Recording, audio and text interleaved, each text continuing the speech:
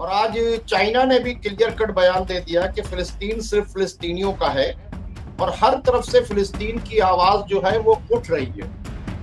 फिलिस्तीन की आवाज तय मतलब उठना ये बहुत बड़ी बातचीत है, खासकर वो यूरोप जो पूरी तरीके से इजराइल का सपोर्टर, और यहाँ तक कि अब्बास अराक्ची साहब जो गए हुए थे वहाँ रोम में बात करने के लिए, तो वो जो करंट पोप हैं उनसे भी मिलने गए और वहाँ के उनके जो वजीर आजम थे और जो उनका हाई ऑफिशियल स्टाफ था उनके साथ भी उन्होंने बातचीत किया और ये सब ने कहा कि नहीं, गजा की जंग बंद होना चाहिए। और एक बहुत अच्छी बात उन्होंने कहा कि ईरान की तरफ से एक प्रपोजल दिया कि भाई फिलिस्तीन फिलिस्तीनियों का है।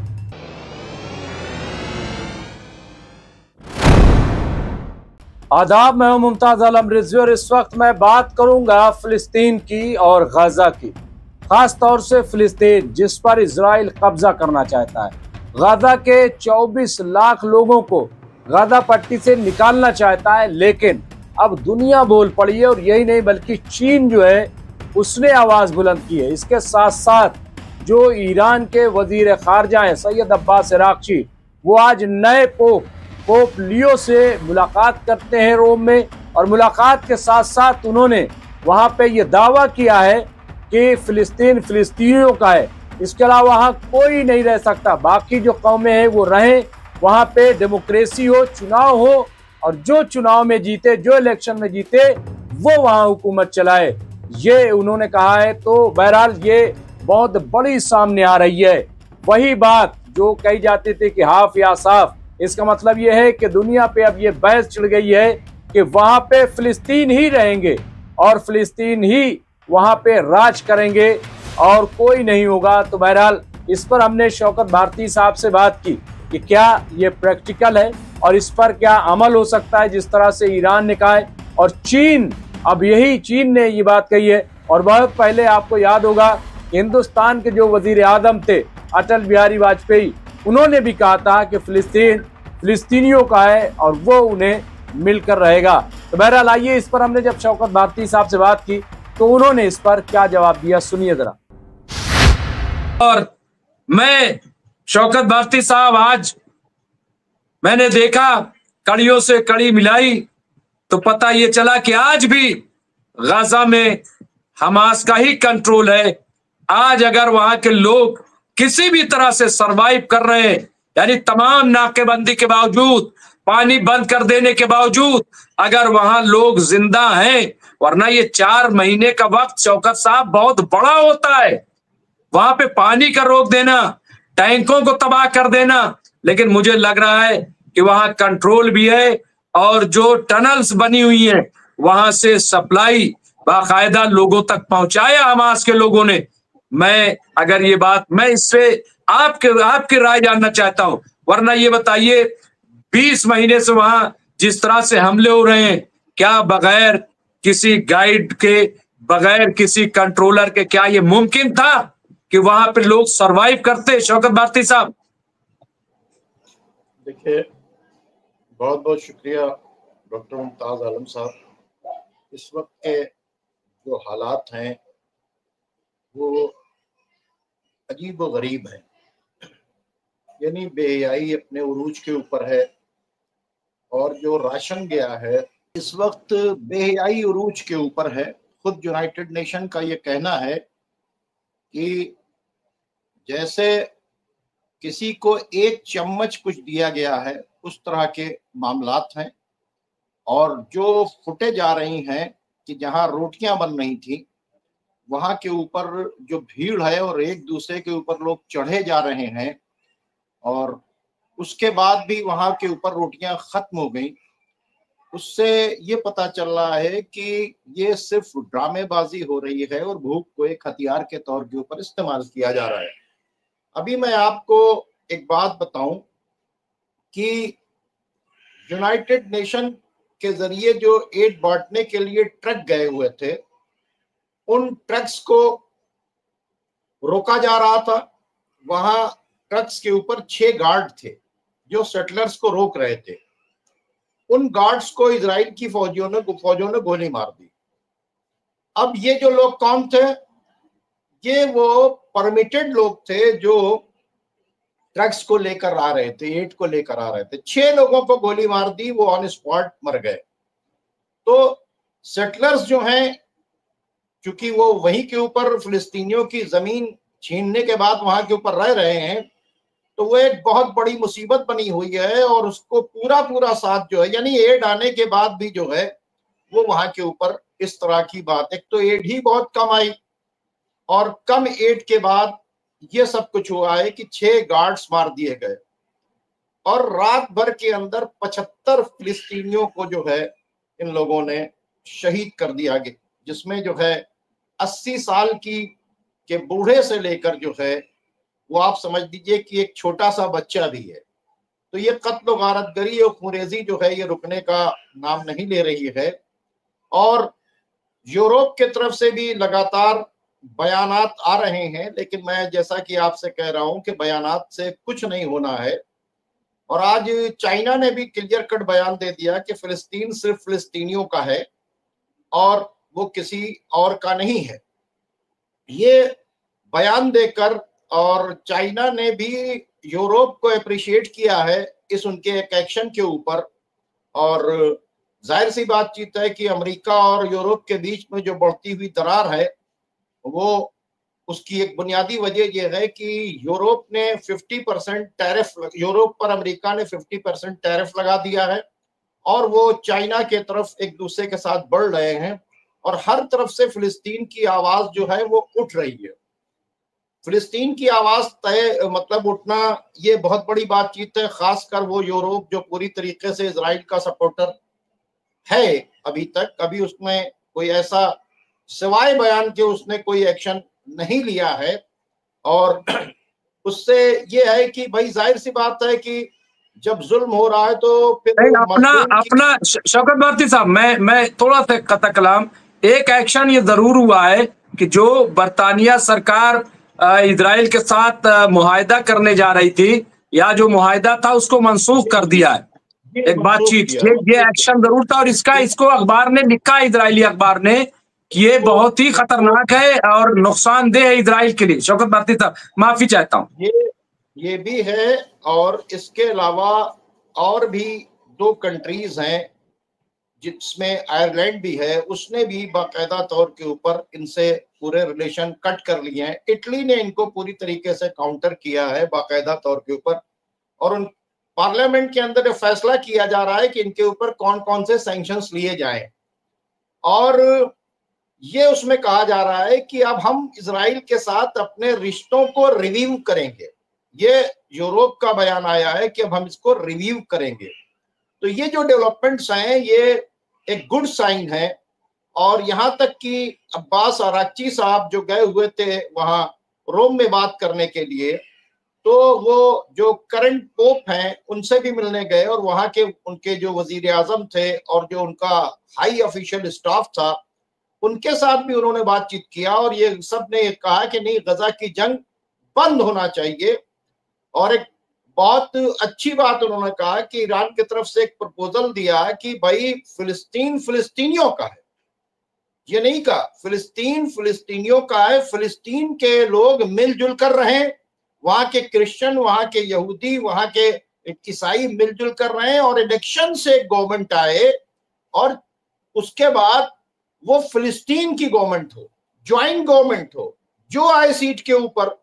ये बात उन्होंने कहा है वहां के ऊपर कि फिलिस्तीन ही था, फिलिस्तीन को तोड़कर आपने इजराइल बना दिया है, तो फिलिस्तीन को फिलिस्तीन ही रहना चाहिए। यानी जो 2 स्टेट की बातचीत थी उसको उन्होंने काउंटर करके जो बात रखी है, और बात बिल्कुल कायदे की है कि भाई फिलिस्तीन एक मुल्क था, वहां के ऊपर नाजायज तौर के ऊपर इजराइल को बसा दिया गया।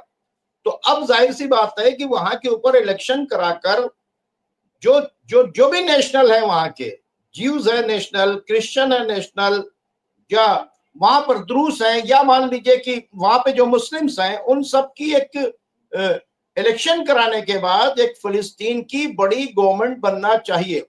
इस पर तो बात हुई। उसके साथ जो है इमीडिएट जो है वहां के ऊपर कत्ल गारतगरी और खुरेजी को रोकने के लिए ये बातचीत की गई। तो एक तरफ वो देखिए जो वहां बात चल रही थी रोम के अंदर, अमेरिका और उसके बीच में 3.5 घंटा बातचीत हो रही थी, और वहां के ऊपर मोसाद के जो खास लोग थे वो भी पहुंचे हुए थे, और वो विटकॉफ को बीच में बुला लेते थे और उनसे बात करते थे। यानी ऐसा लग रहा है कि रोम के अंदर जो बातचीत हो रही थी उसको भी इजराइल कंट्रोल कर रहा था पूरी तरीके से। तो और वहां के ऊपर जाकर बात दोबारा होती थी बात, तो बीच में इन्होंने डायरेक्ट भी बात करना चाहा, जिसको क्या नाम है, ईरान ने पूरी तरीके से इनकार कर दिया। और अभी भी ईरान अपनी शर्तों के ऊपर है, और जो भी वो क्या क्या बातें आगे बढ़ी अभी वो बाहर नहीं आई हैं दोनों तरफ से, लेकिन ये है कि नेक्स्ट स्टेप की बात आगे बढ़ेगी। तो वहां के ऊपर अब्बास अरागची ने सिर्फ बात करके नहीं चले आए, बल्कि गजा के फिलिस्तीन के कॉज को लेकर वो कहां तक चले गए, पोप से मिलने तक के लिए चले गए, और वहां के ऊपर भी इस सिलसिले के अंदर बात हुई। तो ये होती है बातचीत की गए थे वहां के ऊपर बात करने के लिए अमेरिका के साथ में जो न्यूक्लियर डील के ऊपर, लेकिन गजा के मसले को रोम के अंदर जाकर पोप के क्या नाम है, वजीर आजम वहां के जो थे उनके सामने उठाना, ये बहुत बड़ी बातचीत है कि हम जो है, उन्होंने एक प्रैक्टिकल तौर के ऊपर बताया कि हमने फिलिस्तीन के कॉज को नहीं छोड़ा है, और हम फिलिस्तीन के कॉज को वहां के ऊपर क्या नाम है, और उसके अलावा उन्होंने ये भी बता दिया कि हम 2 नेशन की बात नहीं कर रहे हैं, फिलिस्तीन फिलिस्तीनियों का है, इस पर बातचीत कर रहे हैं। ये बहुत बड़ी बात है, ये मतलब छोटा मोटा मैसेज नहीं है कि एक तरफ आप जंग आपके ऊपर मुसल्लत हो रही है, आपके ऊपर किसी वक्त भी अटैक हो सकता है, पूरी तैयारी है, और आप टफ नेगोशिएशन में है जहां सैंक्शंस की बातचीत हो रही है। उस बीच के अंदर इतनी बड़ी जिम्मेदारी गजा की कि गजा को लेकर मीटिंग के बाद वहां मिलना, और मिलने के बाद गजा के इशू को उठाना, और ये बहुत बड़ी बात है मुमताज आलम साहब। ये कोई हल्की बात नहीं है कि जब आप खुद फंसे हो, आपके अपने मामलात फंसे हो, आपका कंट्री किसी के ऊपर किसी वक्त हमला हो सकता है, ऐसे वक्त में गजा को जो है के इशू को पोप के सामने, क्योंकि जाहिर सी बातचीत है कि जो क्रिश्चियन कम्युनिटी के लोग हैं वो पोप से गवर्न होते हैं, जैसे हमारे यहाँ जो है स्पिरिचुअल लीडर क्या नाम है, सिस्तानी साहब या खामनाई साहब से गवर्न होते हैं। तो वो स्पिरिचुअल लीडर से मिलकर एक इंटरनेशनल लेवल के ऊपर मैसेज देना, अलग अलग यूरोप के कंट्रीज के अंदर जाना या क्रिश्चियन कंट्रीज के अंदर जाने के बजाय उनके रिलीजियस हेड को से मिलने के लिए जाना और वहां उनके हाई ऑफिशियल्स के साथ बात करना, ये बहुत बड़ी बातचीत है जो ईरान ने कल गजा के लिए करके दिखाया। इसे कहते हैं कि किस तरह से बात हो रही है। यूनाइटेड नेशन के अंदर आवाज उठाई जा रही है और बाकायदा तौर के ऊपर जो रेजिस्टेंस फोर्सेस हैं उनको सपोर्ट किया जा रहा है। फिलिस्तीन के इशू पे बातचीत करता है अमेरिका, दवा उसको कहते हैं इस पर बात ही नहीं करेंगे। वो पूरी सारी बातों को करने के साथ साथ और अब इतने टफ टाइम में उन्होंने इस बात को किया जो बहुत ही काबिले तारीफ बात है। और ये जिस एंगल से मैं बात कर रहा हूं, शायद इस एंगल से अभी इसको किसी ने नहीं रखा जिस एंगल से मैं आपके सामने इस बात को, क्योंकि मेरी निगाह लगी हुई थी कि वहां के ऊपर टॉक क्या चल रही है, क्या बातें हो रही हैं, क्योंकि बहुत ही ऐसी पोजीशन खराब थी कि किस वक्त क्या हो जाए। तो ये बहुत बड़ी बात हुई है। दूसरी तरफ जो आपने ब्रिटेन की बातचीत की है, ब्रिटेन का ये फैसला भी काबिले तारीफ है। ब्रिटेन ने एक और फैसला लिया है। उन्होंने जो इंडियन ओशन में जो ब्रिटिश का जो अड्डा बना हुआ था, जो मॉरिशस के साथ उनका पैक्ट था 1814 का, उसका वो टाइम खत्म हो गया। तो उन्होंने इनको कहा कि अब ये आपकी प्रॉपर्टी हो गई है, अब आप हमें लीज के ऊपर दे दें। यानी अब जाहिर सी बातचीत है कि अमेरिका को बड़ी परेशानी हुई, क्योंकि वहां पर भी 52 उनके खड़े हुए हैं उनके प्लेस के ऊपर, क्योंकि वो प्रॉपर्टी किसकी मानते थे, ब्रिटेन की प्रॉपर्टी मानते थे। ब्रिटेन ने उस प्रॉपर्टी को सरेंडर कर दिया और सरेंडर करके कहा कि अब हम लीज होल्डर हैं, यानी हम किराएदार की हैसियत से हैं, वहां काबिज की हैसियत से नहीं है। तो जाहिर सी बातचीत है कि अब किराएदार की हैसियत से रहने के मतलब क्या वो अमेरिका को वहां के ऊपर रखेंगे इंडियन ओशन में या नहीं रखेंगे, ये एक मतलब बड़े गौर व फिक्र करने का एक मैटर है। और सबसे बड़ी बात यह है कि अमेरिका के अंदर हार्वर्ड यूनिवर्सिटी ने ट्रम्प के फैसले को रिजेक्ट कर दिया ट्रंप ने साफ साफ कहा है कि जो बाहर से लोग आ रहे हैं, यानी तकरीबन 6000 से ऊपर लोगों को वहां से निकालने का मंसूबा है, कैलिफोर्निया यूनिवर्सिटी से और हार्वर्ड यूनिवर्सिटी से, जिसमें 728 भारतीय हैं, भारत के 728 लोग हैं। ठीक है, उनको सजा इसलिए मिल रही है कि उन्होंने फिलिस्तीनियों के हक में कैलिफोर्निया यूनिवर्सिटी में प्रोटेस्ट किया, जिसपे वहां से इन लोगों को सबको निकालने की बातचीत चल रही है। और उस निकालने की वजह से क्या हुआ कि वहां के हार्वर्ड को ने जो है हार्वर्ड यूनिवर्सिटी ने ट्रंप को खिलाफ बहुत सख्त बयान दिया और कहा तुम्हारे जैसे न जाने कितने लोग यहां से पढ़ के निकले हैं जिनको हमने प्रेसिडेंट बनाया है, तुमको यहाँ के ऊपर राइट नहीं है कि तुम हमसे बताओ कि हम किसका एडमिशन लें, किसका एडमिशन न लें, क्या पढ़ाएं क्या नहीं पढ़ाएं। वो लोग कोर्ट के अंदर जा रहे हैं और बहुत ही टफ इस वक्त ट्रंप के लिए हालात, एक तरफ इजराइल के अंदर से हालात हो रहे हैं, दूसरे अमेरिका के अंदर जो है वो हालात हो रहे हैं। वहां कहा जा रहा है हमारे टैक्स के पैसे से तुम जेनोसाइड करवा रहे हो और तुम इजराइल के साथ खड़े होने के बाद अमेरिका की इमेज को बर्बाद कर रहे हो। क्योंकि अब जो ट्रंप की पार्टी का मेंबर ऑफ पार्लियामेंट था उसने ये कहा कि जिस तरह से हिरोशिमा और नागासाकी के ऊपर जापान मतलब बम गिरा दिया था जापान के ऊपर, उसी तरीके से आप भी जो है एक एटम बम मार के गजा के मसले को हल करें। तो इस पर बहुत वहां के ऊपर बवाल हो रहा है। और ये कहा जा रहा है कि अगर कैलिफोर्निया यूनिवर्सिटी, जहां से डॉक्टर अंबेडकर भी वहां से पढ़कर आए थे, कि जहां के ऊपर फ्रीडम है, मतलब बोलने की आजादी है गलत बात के ऊपर, तो उन्होंने कहा सब आजादी का ही गला अगर घुट जाएगा और खत्म हो जाएगा तो फिर अमेरिका के पास बचेगा क्या। पूरी दुनिया के अंदर वो फ्रीडम ऑफ स्पीच का जो अलंबरदार बनता है, ह्यूमन राइट्स का अलंबरदार बनता है। तो ये बहुत बड़ी बात जो है वो अमेरिका के अंदर हो रही है। मैं बता रहा हूं ना कि गजा की धमक सिर्फ यूरोप तक नहीं है, गजा की धमक पूरी तरीके से अमेरिका तक है।